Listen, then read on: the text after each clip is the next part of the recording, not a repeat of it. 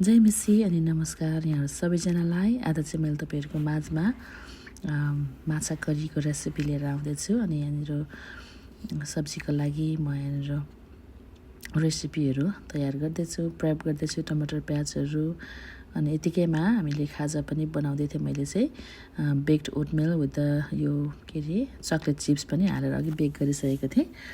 अनि त्यो निकाल्ने बित्तिकै मैले फेरि माछालाई हालिदिएँ। अनि माछा हालेर लसुन अदुवा कुटेँ, अनि तेल हालेर अनिस स्टार अनि कार्डमम, ग्रिन कार्डमम, अनि मैले उयो पनि हालेको थिएँ, के भन्छ दालचिनी के भन्छ त्यसलाई, सिनामन स्टिक पनि हालेँ।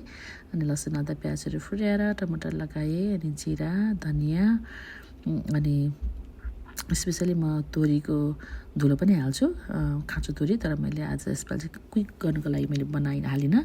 अनि मैले त्यो हालेको चाहिँ क्लोभ्स पाउडर, अनि अर्को चाहिँ नटमेग पाउडर, अनि रातो खुर्सानीको धुलो अलिकति।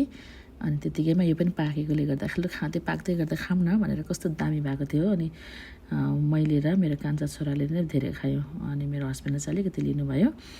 अनि हामी यतिकैमा पानी पनि उम्लिसकेको थियो। अनि हामीले मैले एउटा गरेर माछाको पिसहरू लगाएँ। अनि मजाले उमालेर भक उमालिसकेपछि चाहिँ मैले यहाँनिर सोबलाई निभाइदिएर अनि हामीले यो प्लेटमा लगाएर मेरो श्रीमानलाई मैले फर्स्ट ट्राई गर्नु त कस्तो रहेछ भनेर दिएको है। ट्याङ्की कस्तो मिठो पनि नभनिकन सर्ट खाइदिनु भयो। अनि लु मैले यहाँ पकाएको यहाँ कस्तो भयो भन्नु छैन भनेको मुसु हाँसे दामी भयो दामी भनेर